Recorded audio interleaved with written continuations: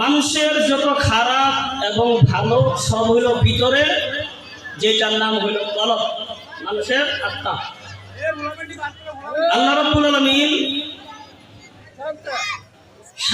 সাতটা কসম খেয়ে আল্লাহ পাক বলেন যে আত্মশুদ্ধি করতে পেরেছে, গুনাহমুক্ত কলব তৈরি করতে পেরেছে, তারাই সফল কাম, তারাই জান্নাতি। সুবহানাল্লাহ।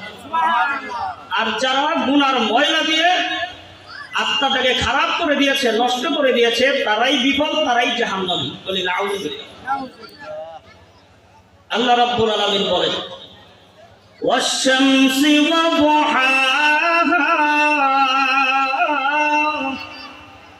আল্লাহ রাব্বুল আলামিন বলেন সূর্য যখন দুহার টাইমে ওঠে, সূর্যরা তোমার কসম,